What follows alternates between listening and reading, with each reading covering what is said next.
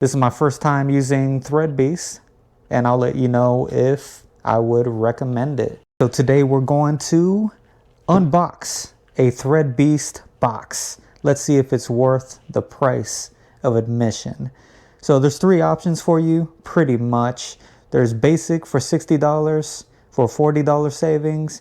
You have essential for $95, which is supposed to be $180, and premium, which is $150.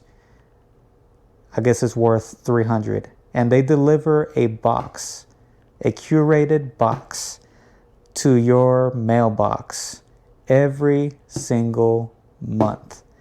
All right, so I do live overseas, so it did take me about 7 days. So I would say if you were to try it today, it'll probably take you like 4 days or 5 days, depending where you are in the States. So we're gonna go and unbox this thing. So I'm gonna use my kitchen knife. All right, you see how neatly boxed this thing is? Awesome. It's like a giant shoebox. So we're gonna, slice cleanly. We're gonna open it. This is my first time using ThreadBeast, and I'll let you know if I would recommend it.